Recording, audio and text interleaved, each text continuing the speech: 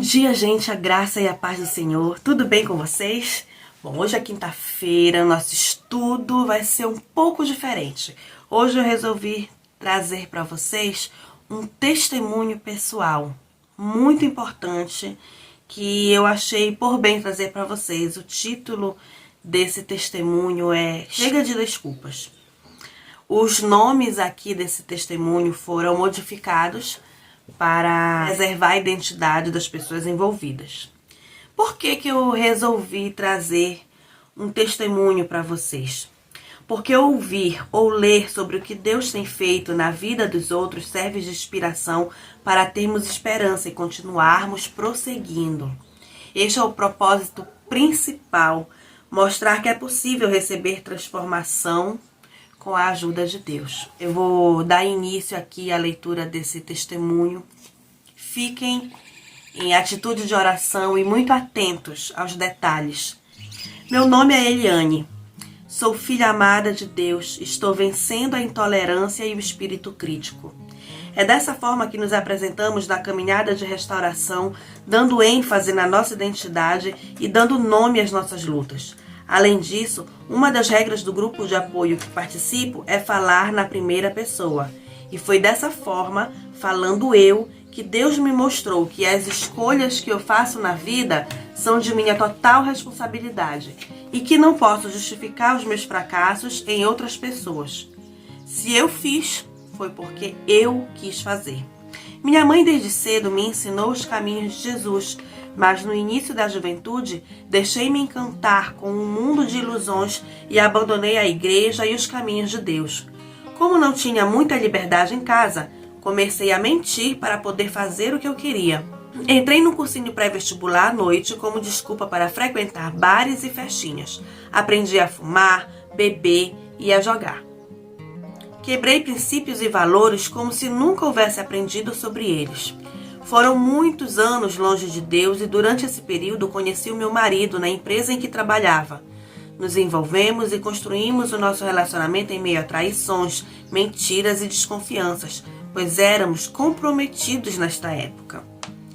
Após um tempo, nos separamos dos nossos cônjuges e passamos a morar juntos.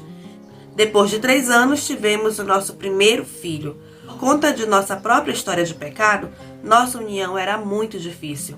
No trabalho fingíamos muito bem e muitos até nos chamavam de um casal modelo. Vivíamos de aparências, pois na verdade não éramos felizes.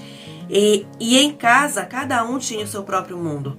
Deixamos um muro enorme crescer entre nós. Estávamos juntos, porém sozinhos.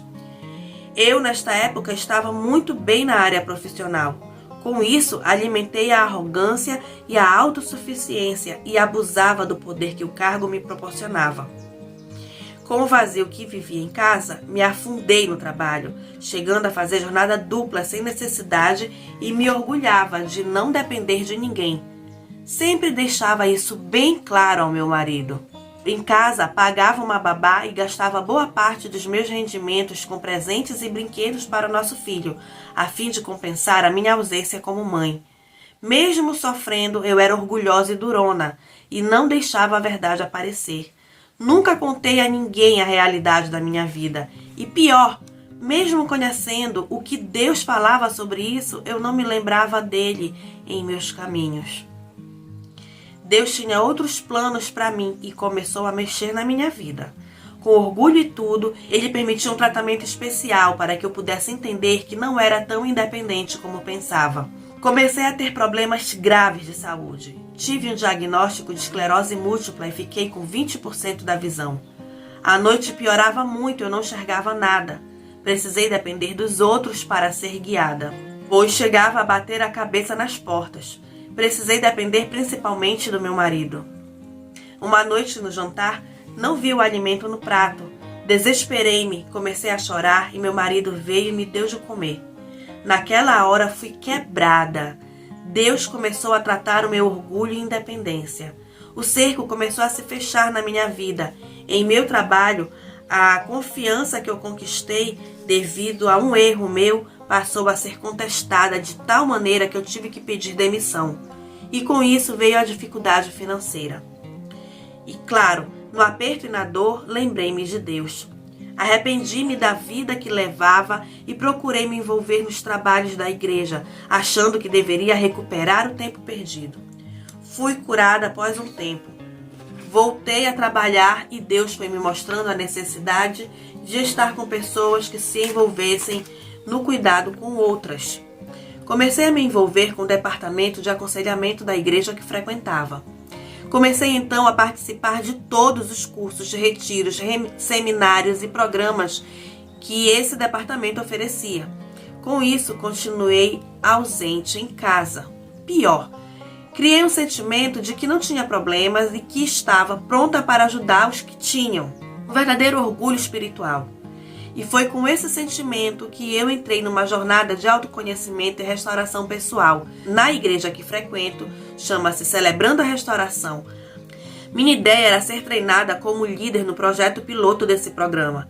Lembro que na época ainda pensei que talvez não pudesse ajudar, pois não tinha grandes feridas e traumas. Que engano! Conforme ia caminhando, para minha surpresa, deparei-me com meus hábitos e falhas de caráter que eu jamais achei que pudesse ter. O primeiro passo desse programa era reconhecer que não sou Deus. Já no primeiro estudo intitulado Saindo da Negação, entendi que a negação imperava em minha vida. Dentro da caminhada do programa, e como havia escrito no começo, havia uma regra clara: falar em primeira pessoa. Colocar isso em prática era muito difícil, porque eu não tinha defeito e eu não fazia nada para ninguém. Os outros é que não sabiam lidar comigo. A culpa de tudo era sempre de alguém e por causa de alguma coisa, menos minha. Mesmo extremamente incomodada, nas partidas do grupo pequeno eu procurava só contar vitórias. Fui negando a minha realidade enquanto pude, mas isso não durou muito tempo. Não aguentei e admiti que minha vida estava sem controle. Viver de aparências e mentiras é uma escravidão sem tamanho. Eu sofria muito por orgulho e só me permitia chorar escondida e sozinha. E mesmo assim sentia muita raiva quando não conseguia me controlar. Além disso, eu brigava com Deus, achando que Ele tinha que restaurar o meu casamento. Afinal de contas, eu tinha voltado para a igreja e estava firme servindo. Eu descarregava toda essa raiva e frustração, culpando, criticando e ofendendo meu marido com sarcasmo, ameaças e atitudes de vingança. Assumia uma postura de coitadinha e de vítima. Fora de casa, portava-me de maneira autoritária e controladora. Minha intenção era mascarar esses problemas e o meu verdadeiro eu. No grupo de apoio, eu encontrei um ambiente em que pela primeira vez na vida pude mostrar meus sentimentos e ser eu mesma de verdade, sem ter medo de ser criticada. Foi no grupo que eu me dei conta da minha parcela de responsabilidade em toda a bagunça da minha vida. E entendi que carregava a culpa da minha união ter sido construída de forma errada. Sendo eu conhecedora da palavra, eu carregava essa culpa porque nunca entendi de verdade a graça de Deus. Conformei-me achando que estava sendo castigada e não merecia ser feliz. Por isso passei a usar uma muleta chamada autopiedade. Esta muleta me impedia de ser eu mesma e de dar passos necessários para a mudança. Um dos estudos do grupo de apoio era sobre a graça.